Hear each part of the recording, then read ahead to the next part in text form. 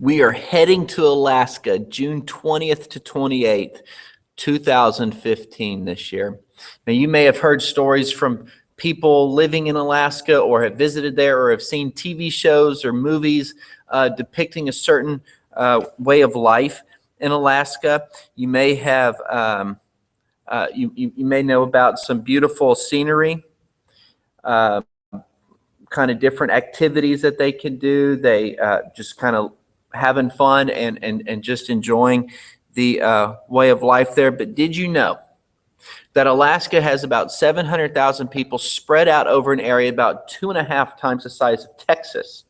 And Anchorage has up to 400,000 people. Fairbanks and Juneau, Alaska, each have around 50,000 people.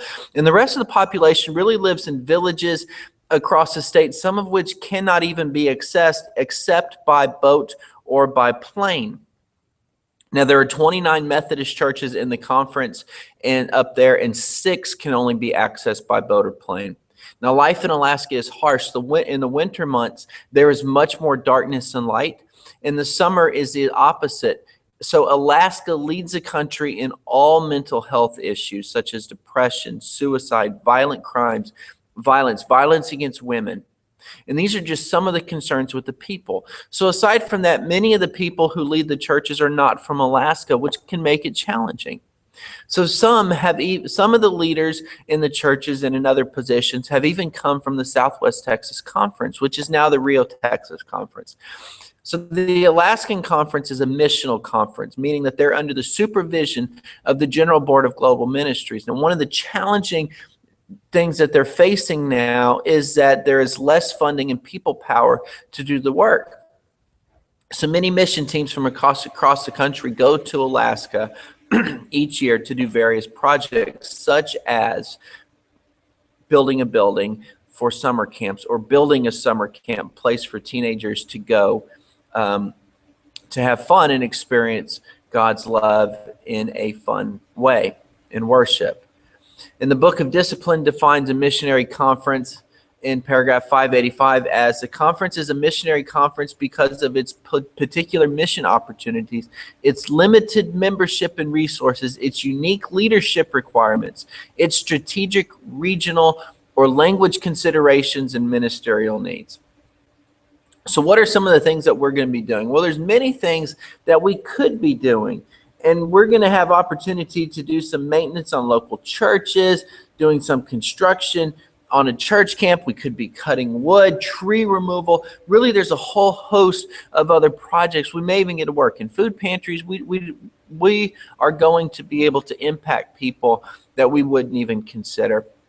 Now, we may or may not have a direct connection with those who are poverty-stricken, those that we would consider less material fortunate. But while we are there, we are most definitely working with those who need to see and experience the love of God in the world. So where are we going to be? There's a host church that we're working with, and it's Anchor Park United Methodist Church, and that's in Anchorage, Alaska. And we may also be able to be connected, and it looks like we will be able to be connected with some churches and some community activities and organizations in Fairbanks, Alaska. So really the work and the possibilities are incredible. Now, when going on a short-term mission trip like this, we have the opportunity to see and experience a different way of life. Anchorage in Alaska, it is ethnically diverse with 12 different native tribes living in the area. So why are we going to Alaska? Well, that's simple. Jesus told us to go. And we get to go to build upon what others have done in the past, to continue to show the steadfast and strong love of God through Jesus Christ in this world. As of now, our mission team includes Barbara Fackler, William Gray, Frank and Nancy Morgan, Brian and Joseph Reese, Beth Seward, Kay Cox and her daughter Candace.